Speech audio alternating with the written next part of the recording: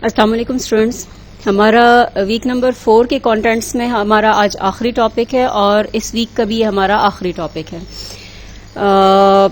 Lecture number हमारा sequence में 16 है।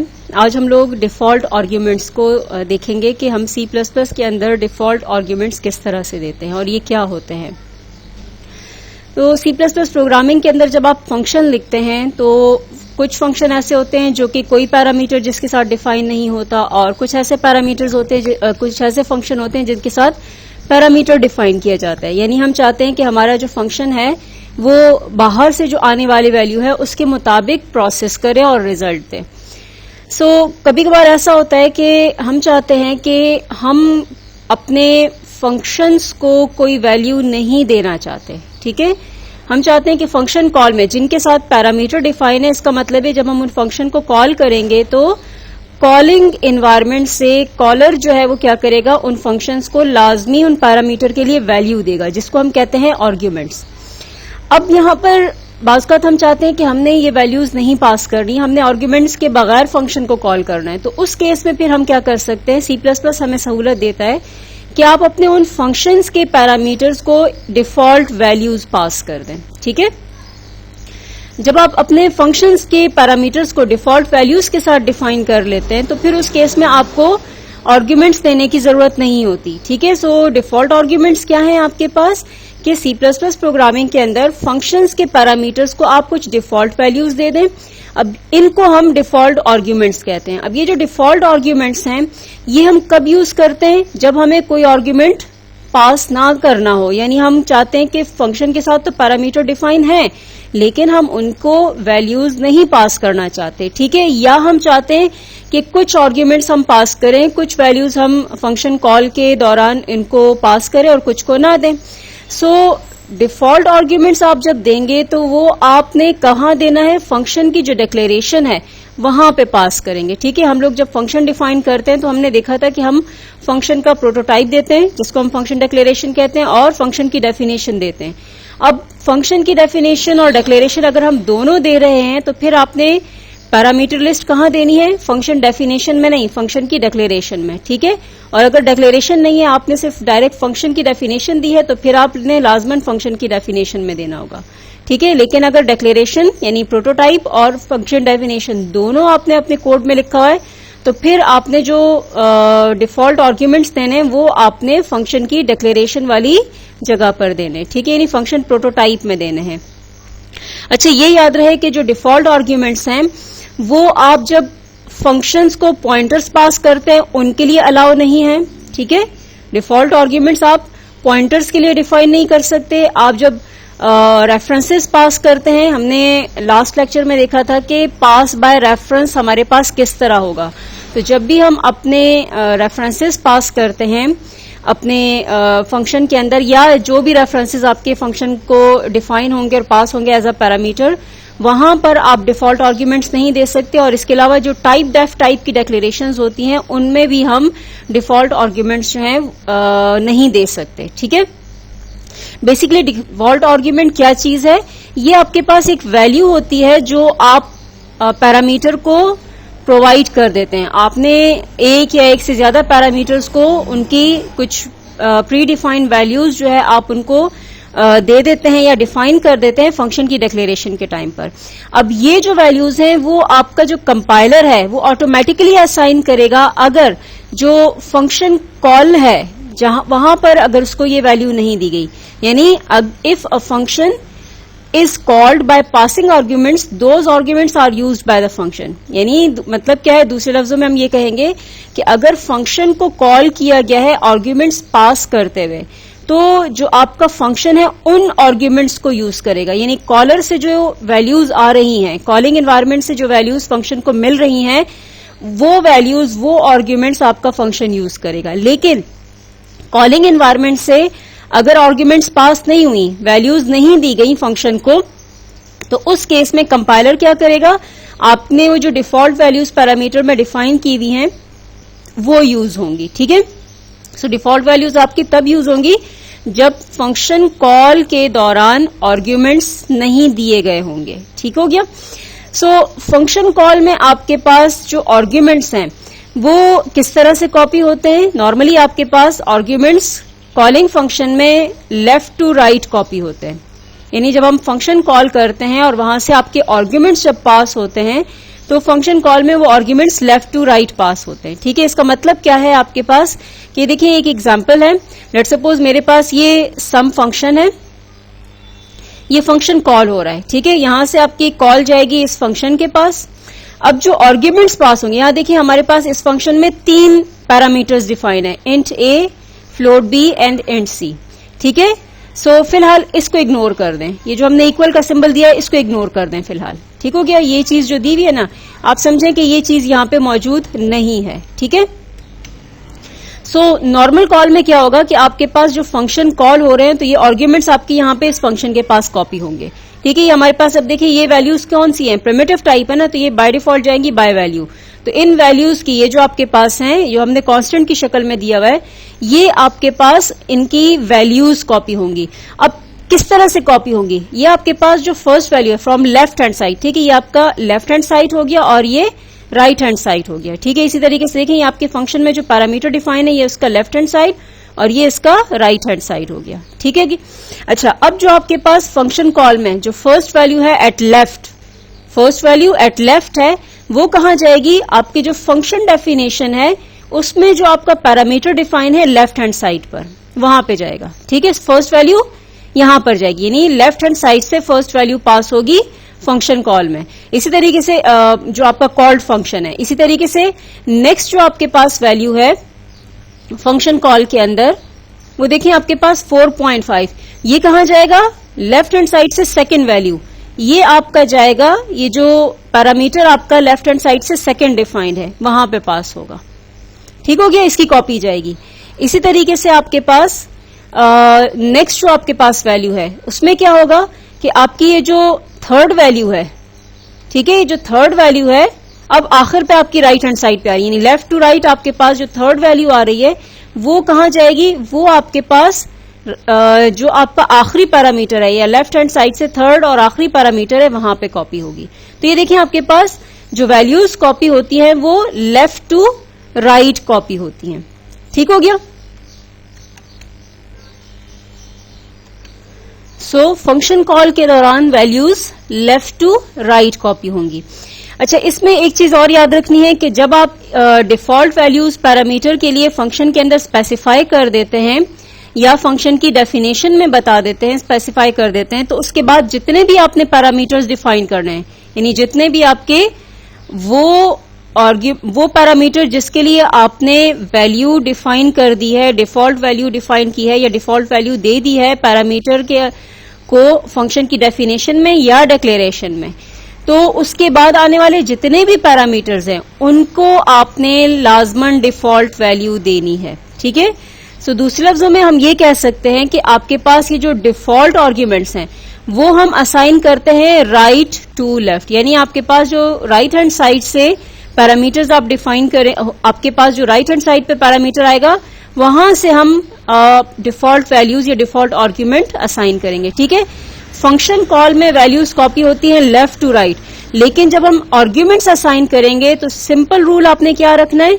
कि आर्ग्यूमेंट्स आपने राइट टू लेफ्ट असाइन करने होंगे। ठीक है, लेट्स सपोज अगर आपने सिर्फ एक ही डिफॉल्ट आर्ग्यूमेंट आपने असाइन करना है, अगर आप चाहते हैं कि आपके फंक्शन के जो पैरामीटर्स हैं उनमें सिर्फ आपने एक ही डिफॉल्ट वैल्यू यूज करनी है, सिंगल डिफॉल्ट आर्ग्यूमेंट आपने यूज करना है, तो आपने फिर इस चीज का ख्याल रखना है कि वो आर्ग्यूमेंट जो डिफॉल्ट है वो कहीं पैरामीटर्स के बीच में या लेफ्ट हैंड साइड पे नहीं आएगा, बल्कि वो कहां जाएगा? वो आपका राइट हैंड साइड पर होगा जो सबसे आखिरी पैरामीटर है। ठीक है, तो सिंगल डिफॉल्ट आर्ग्यूमेंट के केस में आपने क्या करना है, जो आपका राइट हैंड साइड पर जो सबसे आखिरी, यानी लेफ्ट टू राइट आप जाएं, राइट हैंड साइड पे आपके पास जो सबसे आखिरी आपका जो पैरामीटर होगा उसको आपने देना होगा। सो आपने आर्ग्यूमेंट्स जब असाइन करने होंगे वो क्या करेंगे, वो आप जाएंगे लेफ्ट टू राइट। ठीक है, लेफ्ट टू राइट आपने असाइन करना है। फर्स्ट आपने राइट हैंड साइड से फर्स्ट आर्ग्यूमेंट असाइन किया, डिफॉल्ट आर्ग्यूमेंट, फिर उसके बाद नेक्स्ट, फिर उसके बाद नेक्स्ट। ठीक है, ये रूल याद रखना है, तो कभी आपसे ये गलती नहीं होगी। अक्सर जो इसकी वजह से एरर आते हैं, बीच में कुछ वेरिएबल्स को, कुछ पैरामीटर्स को डिफॉल्ट आर्ग्यूमेंट दिया होता है, कुछ को नहीं दिया होता, तो उसका नतीजा क्या होता है कि आपके पास आपके प्रोग्राम में एरर आ रहे होते हैं। ठीक है, सो दो चीजें जो इंपॉर्टेंट आपने याद रखनी है वो क्या है कि एक फंक्शंस जब कॉल होते हैं तो आर्ग्यूमेंट्स जब कॉपी होंगे वो लेफ्ट टू राइट कॉपी होंगे, और इस चीज को सामने रख के हम जो डिफॉल्ट आर्ग्यूमेंट्स असाइन करेंगे वो राइट टू लेफ्ट असाइन करेंगे। ठीक है, सिंपल रूल ऑफ थंब क्या है कि अगर सिंगल आपने डिफॉल्ट आर्ग्यूमेंट असाइन करना है तो आपने वो पैरामीटर राइट हैंड साइड पे बिल्कुल आखिर में रखना होगा। ठीक हो गया। सो अब यहां पे हम देखते हैं कि हमने ये डिफॉल्ट आर्ग्यूमेंट्स असाइन कैसे करने हैं। ये देखिए हमारे पास एक फंक्शन, हमने एक एग्जांपल रखी हुई है, डबल रिटर्न टाइप हो गई, सम हमारा फंक्शन का नाम हो गया। इस फंक्शन के अंदर हमारे 3 पैरामीटर्स हमने डिफाइन किए हैं, int a, float b and int c. ठीक है, अब इस वक्त हम लोग डायरेक्ट फंक्शन की डेफिनेशन यूज कर रहे हैं। ठीक है, यही आपकी लाइन जो है हम प्रोटोटाइप के तौर पे भी यूज कर सकते हैं। सो हमने क्या करना है कि हमने यहां पे डिसाइड किया कि जो लेफ्ट हैंड साइड पे आपके पास ए है, हमें उसको कोई डिफॉल्ट आर्ग्यूमेंट नहीं देना। हम चाहते हैं कि जो सेकंड हमारा पैरामीटर है उसको, और जो आखिरी पैरामीटर यानी थर्ड वन, उसको हमने वैल्यू असाइन करनी है, डिफॉल्ट आर्ग्यूमेंट असाइन करना है। तो सिंपल तरीका क्या है कि आपने डेटा टाइप जो पैरामीटर की रखी है उसके बाद आपने पैरामीटर का नाम दिया है, और उसके बाद फिर आप यूज करेंगे असाइनमेंट ऑपरेटर। ठीक है, इक्वल का सिंबल। असाइनमेंट ऑपरेटर के बाद आपने उसको कोई वैल्यू दे देनी है। ठीक है, कोई भी वैल्यू हो सकती है जो आप चाहते हैं कि आपका ये पैरामीटर इनिशियलाइज हो जाए उस वैल्यू से। ठीक है, अगर वैल्यू कॉल के टाइम पर इसको ना मिले तब। ठीक है, सो यहां पे हमने फ्लोट वैल्यू है तो बी को हमने लेट सपोज दे दिया 1.0, फिर उसके बाद आपने उसी तरह कॉमा देना है, कॉमा के बाद फिर हमने नेक्स्ट आर्ग्यूमेंट दिया है। ठीक है, int C is equal to 5, यानी हमने देखें पैरामीटर की टाइप दी, पैरामीटर का नाम दिया, फिर उसके बाद हम देंगे असाइनमेंट ऑपरेटर, और फिर उसके बाद हम देंगे असाइनमेंट ऑपरेटर के बाद 5, यानी आपके पास ये आपका पैरामीटर क्या करेगा, एक डिफॉल्ट वैल्यू से इनिशियलाइज कर देगा जब फंक्शन कॉल के दौरान इसको वैल्यू नहीं मिलेगी। अब देखें, हम ये नहीं कर सकते कि हम यहां पर फ्लोट बी को तो डिफॉल्ट वैल्यू दे दें। ठीक है, ये जो हमने अभी बात की ना कि राइट टू लेफ्ट, हम इस तरह नहीं कर सकते कि ए को हमने नहीं दिया, फ्लोट बी को हमने वैल्यू दी और सी को हम सिर्फ बिना किसी डिफॉल्ट आर्ग्यूमेंट के डिफाइन कर दें। अब ये चीज जो है ये अलाउ नहीं होगी। ठीक है, बल्कि आपने अगर ये सिर्फ इस फ्लोट जो टाइप पैरामीटर है इसको सिर्फ आपने डिफॉल्ट आर्ग्यूमेंट सेट करना है, तो फिर ये आप कहां रखेंगे, इसको आपने सबसे आखिर में लिखना होगा, और ये जो आपका इंट सी होगा इसको आप यहां पर ले आएंगे। ठीक है, तो रूल ऑफ थंब कि अगर हमने इसको डिफॉल्ट आर्ग्यूमेंट दिया है तो इसके बाद आने वाले तमाम जो पैरामीटर्स होंगे उन सबको आपने डिफॉल्ट आर्ग्यूमेंट देना होगा। ठीक है, डिफाइन करना होगा, आपने इसके साथ डिफॉल्ट वैल्यू मस्ट बतानी होगी इक्वल के सिंबल के जरिए। ठीक है, लेकिन अगर आपका यही पैरामीटर आखिरी है जिसको आपने, ये वाहिद पैरामीटर है जिससे डिफॉल्ट आर्ग्यूमेंट लेना है, तो इसको आपने क्या करना है, इसे आपने फिर सबसे आखिर में रखना है, सबसे आखिर में डिफाइन करना है। ठीक हो गया, बस ये रूल याद रखना है, बाकी आपके प्रोग्राम में फिर इंशाल्लाह एरर्स इस तरह के इन डिफॉल्ट आर्ग्यूमेंट्स की वजह से नहीं आएंगे। तो ये तो हो गया हमारे पास तरीका कि डिफॉल्ट आर्ग्यूमेंट्स को हम डिफाइन कैसे करते हैं। ठीक है, अच्छा, बाकी इसकी कोड की बॉडी में हमने सिंपल जो भी आपका टास्क, जो भी काम, जो भी स्टेटमेंट्स आप प्रोसेस करवाना चाहते हैं, जो भी एग्जीक्यूशन आपने देना है, कोई लूप है, कोई डिसीजन है, या जो भी कैलकुलेशन है, उसके हिसाब से आप स्टेटमेंट लिख देंगे। ठीक है, यहां पे हमने सिंपल इन वैल्यूज को क्या किया, तीनों वैल्यूज को प्लस करके और रिटर्न करवा रहे हैं। अब जब ये फंक्शन कॉल होंगे तो नॉर्मली देखें हमने 3 मुख्तलिफ जगहों पे फंक्शन कॉल किया है। अब मेन के अंदर हो सकता है आपके पास ये डिफरेंट कोड होगा उससे पहले। ठीक है, हो सकता है इस सम से पहले, इस फंक्शन कॉल से पहले आपका कुछ और कोड हो सकता है इनके दरमियान आपके पास डिफरेंट कोड्स होंगे। ठीक है, तो यहां पे मैंने जो फोकस किया है वो सिर्फ और सिर्फ उन लाइंस को, उन फंक्शंस को फोकस किया है जिसमें हम इस फंक्शन को कॉल कर रहे हैं जिसको हमने डिफॉल्ट आर्ग्यूमेंट्स दी हुई हैं। ठीक है, जिसके साथ हमने डिफॉल्ट आर्ग्यूमेंट्स स्पेसिफाई की हुई हैं। तो अब देखिए, सबसे पहला हम देते हैं फंक्शन कॉल जिसमें आपके पास तीनों की तीनों वैल्यूज को, तीनों की तीनों जो आपके पास पैरामीटर्स हैं उनको वैल्यूज पास होंगी, यानी हमने तीनों आर्ग्यूमेंट्स डिफाइन किए हुए। तो आपके पास देखिए ये सम फंक्शन कॉल होगा, कंट्रोल जाएगा सम के पास, और चूंकि आपके पास यहाँ पे 3 ही आर्ग्यूमेंट्स स्पेसिफाई किए हुए हैं तो लेफ्ट टू राइट कॉपी का मैकेनिज्म होगा, यानी आपके पास लेफ्ट हैंड साइड से फर्स्ट वैल्यू जाएगी, फर्स्ट आपके पास जो पैरामीटर है उसके पास। इसी तरीके से आपके पास जो नेक्स्ट आपके पास है वो कहां जाएगा, वो आपका जाएगा सेकंड पैरामीटर के साथ पास, उसकी वैल्यू की कॉपी जाएगी, यानी 4.5 की कॉपी जाएगी फ्लोट बी के पास। ठीक है, इसी तरीके से जो आखिरी आपके पास है वो कहां पे जाएगा, वो आप 10 जो है 10 आपके पास यहां कहा जाएगा, 10 आपके पास जाएगा जो आखिरी पैरामीटर है एंड सी वहां पर कॉपी हो जाएगा। ठीक है, तो देखिए आपके पास फंक्शंस को जो आर्ग्यूमेंट पास होंगे वो लेफ्ट टू राइट पास होंगे। ठीक है, लेफ्ट टू राइट पास होंगे।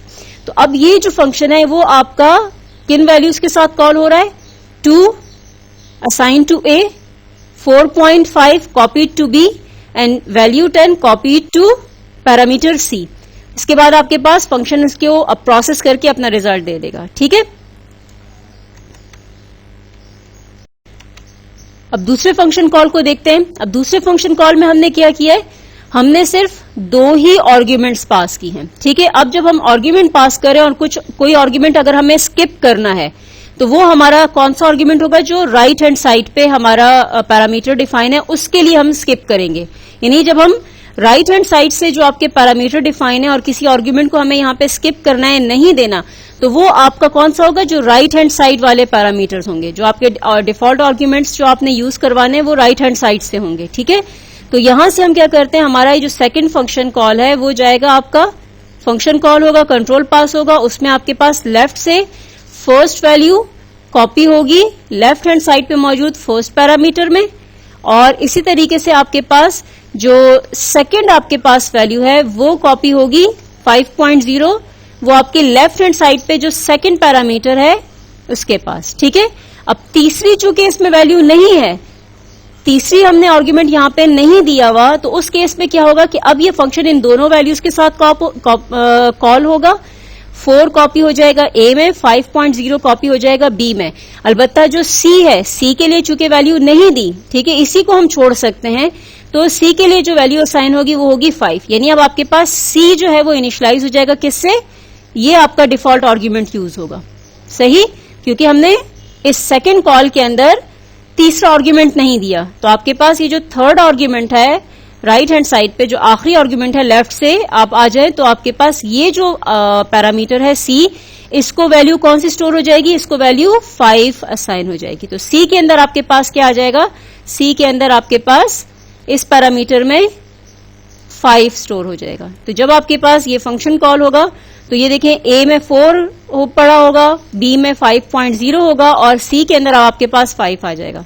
इनको अगर आप सम करें तो आपके पास देखें इसका रिजल्ट जो है वो आपके पास 14 आना चाहिए। ठीक है, 14.05 4 प्लस 5.0 प्लस 5, ये आपका 14 आ जाएगा, जो कि 14.0 की शक्ल में रिटर्न हो जाएगा। ठीक हो गया।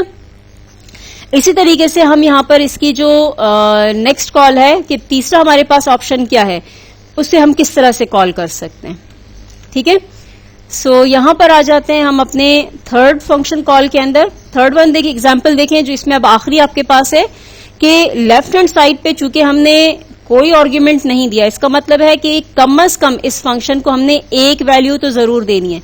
बाकी दो जो आपके पास पैरामीटर हैं उनके साथ चूंकि डिफॉल्ट आर्ग्यूमेंट्स दिए हुए हैं, तो इन दोनों को हम स्किप कर सकते हैं। ठीक है, यानी आपके पास ये पैरामीटर, इसके लिए वैल्यू, और ये जो थर्ड पैरामीटर है इसके लिए वैल्यू, ये हम स्किप कर सकते हैं अगर चाहें तो। अलबत्ता इसके लिए हमें क्या करना है, लाजमन वैल्यू पास करनी है। ठीक है, अगर इसको भी हमने डिफॉल्ट आर्ग्यूमेंट दिया होता तो फिर उस केस में हम सम बिना किसी आर्ग्यूमेंट के भी कॉल कर सकते थे। चूंकि अभी हमने इंट ए के साथ, जो फर्स्ट पैरामीटर है उसके साथ हमने कोई डिफॉल्ट आर्ग्यूमेंट सेट नहीं किया, इसका मतलब यह हुआ कि कम से कम हमें एक वैल्यू आर्ग्यूमेंट के तौर पे लाजमन सम को पास करनी है। कौन सी वाली होगी, जो आपका पहला पैरामीटर है। तो अब आपके पास देखिए सम फंक्शन कॉल होगा।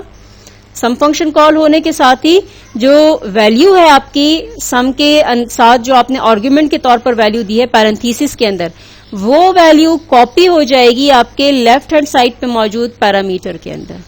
ठीक है, बाकी जो दो पैरामीटर्स हैं उनमें आपके पास क्या होगा, आपके पास जो सेकंड पैरामीटर है बी फ्लोट टाइप का, वो इनिशियलाइज हो जाएगा 1.0 से। यानी अब आपका यहां पर इस सम फंक्शन में इस पैरामीटर की वैल्यू 1.0 कंपाइलर सेट कर देगा, और ये जो आपका थर्ड पैरामीटर है c इज इक्वल टू 5, ये आपका यूज होगा। यानी आपके पास कंपाइलर क्या करेगा, थर्ड पैरामीटर के लिए 5 जो वैल्यू है वो सेट कर देगा। ठीक है, रिमेंबर आप ये नहीं कर सकते कि आप फ्लोट को b को वैल्यू पास ना करें और c को पास कर दें, ऐसा नहीं हो सकता है। ठीक है, जब भी आपने आर्ग्यूमेंट स्किप करना होगा वो आपका राइट हैंड साइड से स्किप होना शुरू होगा। ठीक है, लेफ्ट टू राइट हम चलेंगे, लेफ्ट हैंड साइड से हम वैल्यूज असाइन करना शुरू करेंगे। First argument left hand side पे फर्स्ट पैरामीटर के लिए लेफ्ट हैंड साइड से, सेकंड आर्ग्यूमेंट सेकंड पैरामीटर के लिए।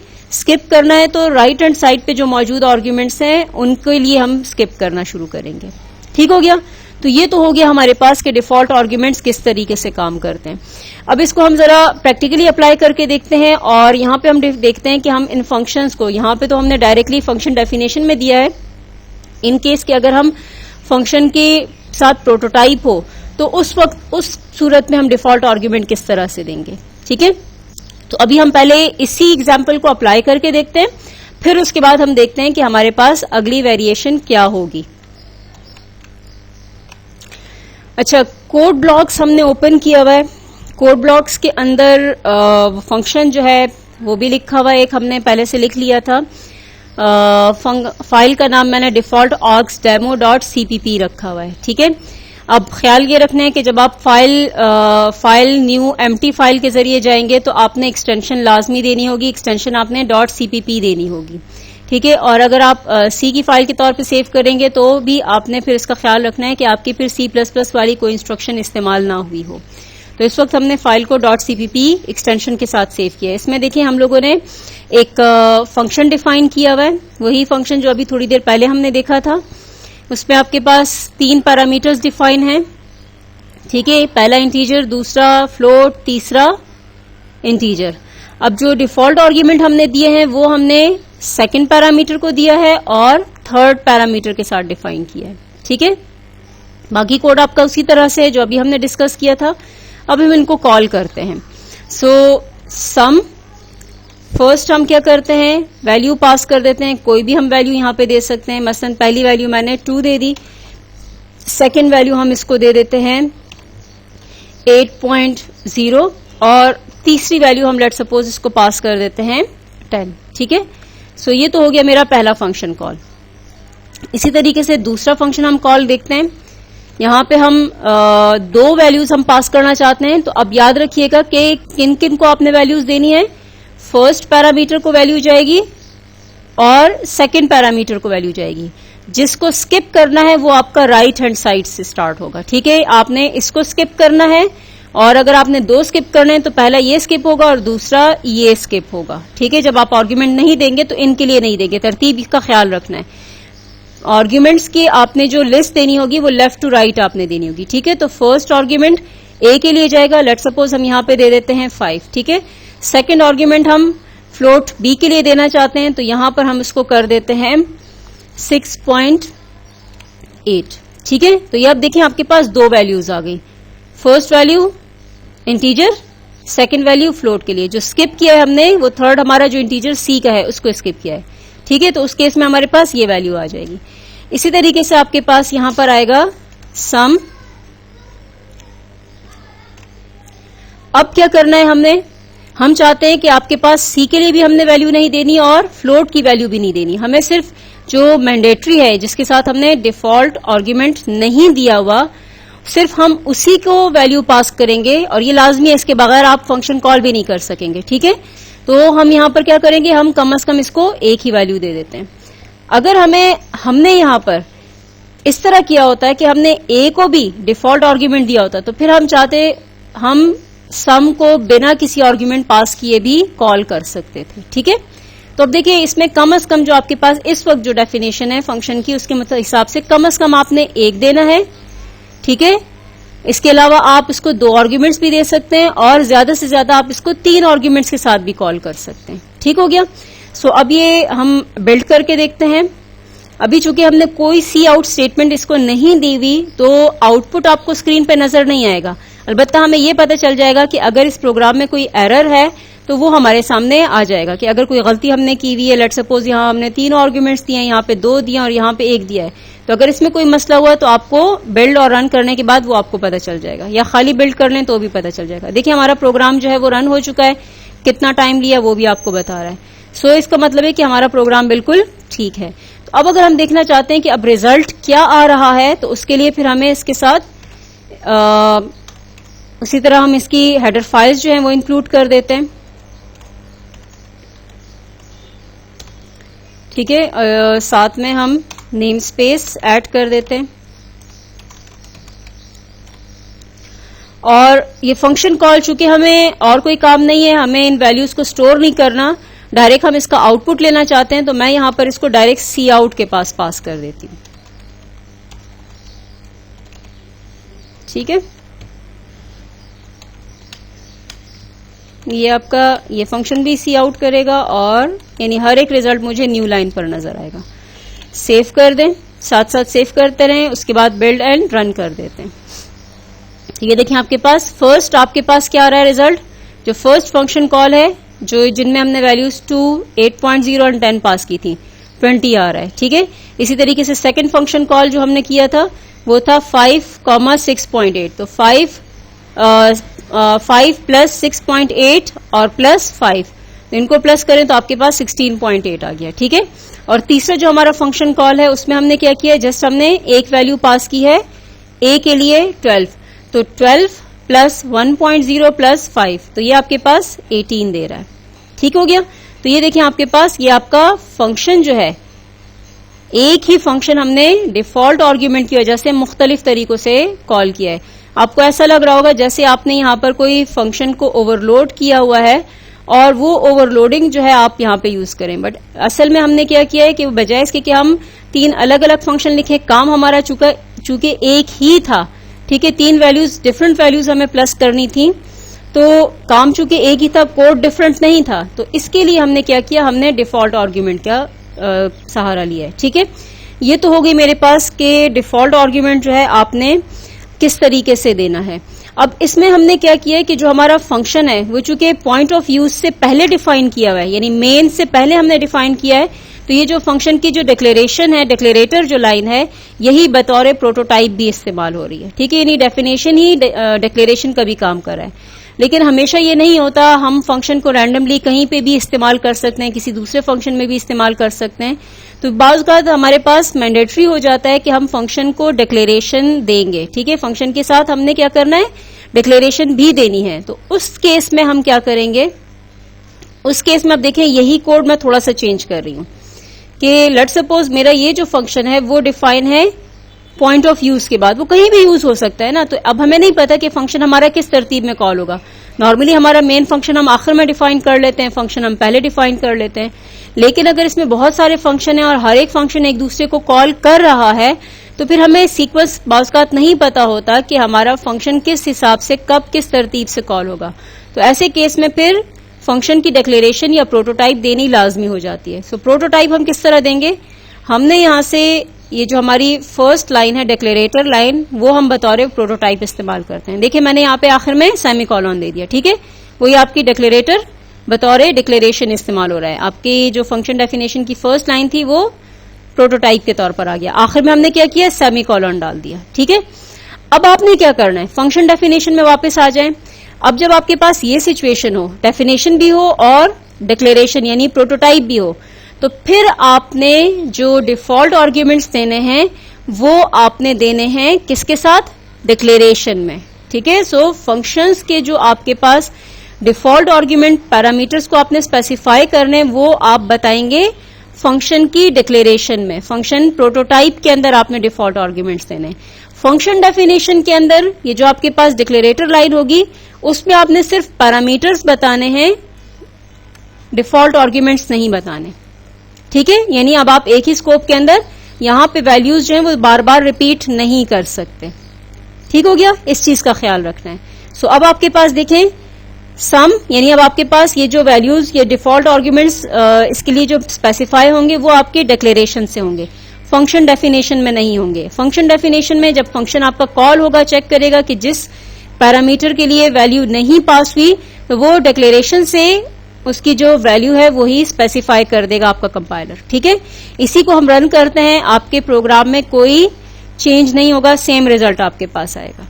ये देखिए हमारे पास कोई रिजल्ट चेंज नहीं आया, आपके पास सेम रिजल्ट आया, कोई उसमें डिफरेंस नहीं आया। ठीक है, अलबत्ता अगर आपने यही चीज जो आपने डिक्लेरेशन में आपने जो वैल्यू दी है, ये अगर आप फंक्शन डेफिनेशन के साथ भी रिपीट करेंगे तो फिर आपका जो कंपाइलर है आपको एरर देगा। ये आप करके देखिएगा। ठीक है, कि आपने यही लाइन जो है वो आप सेम रखें, डिक्लेरेटर और फंक्शन प्रोटोटाइप, ये दोनों अगर आप सेम रखते हैं तो आप देखोगे कि आपको कंपाइलर आपका एरर देगा। ठीक है, अच्छा, इसमें एक तरीका तो ये हो गया। दूसरा तरीका अक्सर ये होता है कि जब हम फंक्शन को डिक्लेयर करते हैं या फंक्शन का प्रोटोटाइप देते हैं तो बाज़-औक़ात ऐसा होता है कि हम सिर्फ पैरामीटर्स स्पेसिफाई करते हैं, पैरामीटर्स की टाइप बताते हैं, हम उनके साथ नाम नहीं बताते। यानी जैसे मैंने यहां पे ये ए, बी और सी लिखा हुआ है, तो ये आपके पैरामीटर के नाम फंक्शन डेफिनेशन में तो मस्ट होते हैं, क्योंकि यहां पे अब आपके पास एक्चुअली इस फंक्शन की बॉडी के अंदर ये पैरामीटर्स जो हैं वो रिप्रेजेंट होंगे या यूज होंगे। सही है, यहां से जो वैल्यूज पास होंगी इन पैरामीटर्स के थ्रू वो आपने इन फंक्शन की बॉडी में यूज करनी है, तो यहां पर तो इनके नेम देना मस्ट होता है। लेकिन आपके पास फंक्शन प्रोटोटाइप के अंदर ये जो पैरामीटर्स के नाम हैं ये ऑप्शनल है। आपको लाजमन क्या बताना है? Sequence of parameters, number of parameters and type of parameters. ठीक है, type and sequence and number of parameters. तो आपके पास देखें, first parameter integer, second parameter आपके पास क्या होगा? फ्लोट टाइप का। ठीक है, अक्सर हम इस तरह डिफाइन करते हैं ना, और थर्ड पैरामीटर होगा इंटीजर टाइप का। तो ये आपके पास देखें बिल्कुल आपकी एक वैलिड डेफिनेशन है, डिक्लेरेशन है आपके पास, जिसमें आप सिर्फ फंक्शन का नाम बताते हैं, रिटर्न टाइप बताते हैं और नंबर ऑफ पैरामीटर्स, उनकी सीक्वेंस और उनकी टाइप आप बताते हैं कि ये जो मुख्तलिफ पैरामीटर्स हैं वो किस सीक्वेंस में पास हो रहे हैं। सही। अब इस केस में हमें डिफॉल्ट आर्ग्यूमेंट कैसे देने हैं? तो अब इस केस में हम क्या करेंगे? टाइप नेम देंगे फंक्शन की डिक्लेरेशन में, टाइप का नाम, फिर उसके बाद असाइनमेंट ऑपरेटर और उसके बाद फिर वैल्यू। ठीक है, कोई हमने पैरामीटर का नाम नहीं दिया।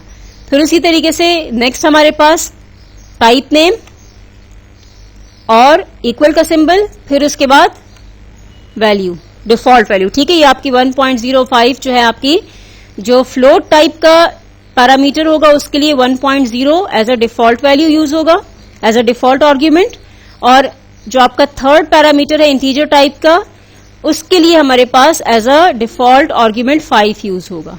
ठीक है, अब पैरामीटर के नाम क्या होंगे वो आपने फंक्शन डेफिनेशन में देने। तो अब इस केस में देखिए हमने फंक्शन डेफिनेशन में पैरामीटर के नाम ए, बी एंड सी दिए हुए।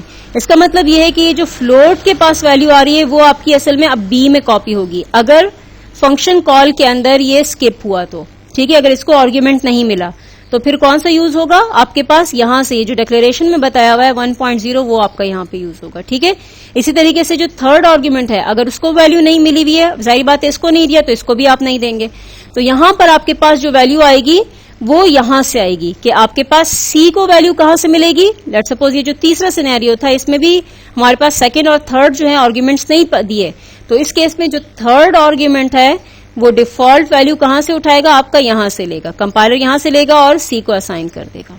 ठीक हो गया। इसी तरीके से ये जो सेकंड कॉल है 5, 6.8 ये आपका फर्स्ट एंड सेकंड पैरामीटर में जाएगा। अब इस सेकंड कॉल के अंदर ये जो सेकंड वाला हमने लाइन नंबर 10 पे कॉल किया हुआ है, इसमें अब आपका फ्लोट ये जो 1.0 हमने दिया है वो यूज नहीं होगा, बल्कि 5, 6.8 आएगा फ्लोट टाइप, यानी बी के अंदर 6.8 कॉपी होगी, और जो आपने इंट तीसरा जो आर्ग्यूमेंट स्किप किया है 5 वो आपका सी के अंदर इस्तेमाल होगा। और चूंकि पहला वाला जो फंक्शन कॉल था लाइन नंबर 8 पर, वहां पे तीनों के तीनों आर्ग्यूमेंट्स दिए हुए हैं, तो अब आपके पास यहां पर ये जो डिफॉल्ट आर्ग्यूमेंट्स हैं 1.0 एंड 5 फ्लोट और इंटीजर के लिए वो यूज नहीं होंगे, बल्कि आपके पास ये वाली वैल्यूज यूज होंगी। ठीक है, सो इसको हम दोबारा एक दफा रन करके देखते हैं, सेव करने फाइल को और उसके बाद बिल्ड एंड रन करने। ये देखिए आपके पास सेम रिजल्ट, कोई चेंज नहीं आया। तो ये हमारे पास मुख्तलिफ तरीके हो गए कि आप डिफॉल्ट आर्ग्यूमेंट्स को किस तरीके से डिफाइन कर सकते हैं या स्पेसिफाई कर सकते हैं। इसमें कोई कंफ्यूजन हो, क्वेश्चन हो, तो आप डिस्कशन बोर्ड पे पोस्ट कर सकते हैं, गूगल क्लासरूम के अंदर भी पोस्ट कर सकते हैं अपना क्वेश्चन, ठीक है। और जो डिस्कशन बोर्ड में उसकी डिटेल दी हुई है गूगल क्लासरूम को कैसे ज्वाइन करना है, उसके साथ साथ ईमेल एड्रेस भी आपको डिस्कशन बोर्ड के अंदर जो पिछली पोस्टें हैं उसमें आपको बताया हुआ है, तो आप वो भी यूज कर सकते हैं। सो प्रैक्टिस करें, क्योंकि प्रैक्टिस के बगैर जो है आपको लैंग्वेज की ना तो समझ आएगी ना ही ये याद रहेगा। इसमें रट्टा लगाने वाली चीज नहीं है। आपके पास आपको एक चीज की समझ आ जाए, जो सिर्फ याद रखना है कि आपके पास कीवर्ड्स कौन से हैं, आपने इनको किस तरीके से लिखना है या उस फीचर को किस तरह इस्तेमाल करना है। बाकी आप अपने उन अल्फाज को, जैसे आम जिंदगी में बोलचाल के लिए अल्फाज इस्तेमाल करते हैं मुख्तलिफ तरीकों से, इसी तरह से इन अल्फाज को आप मुख्तलिफ तरीकों से इस्तेमाल कर सकते हैं, ठीक है। आपकी जो ग्रामर है, यानी हमारी जो सी प्लस प्लस लैंग्वेज की जो ग्रामर है या सेंटेक्स है, उसको फॉलो करते हुए आप उसको किसी भी तरीके से भी यूज कर सकते हैं, ठीक हो गया।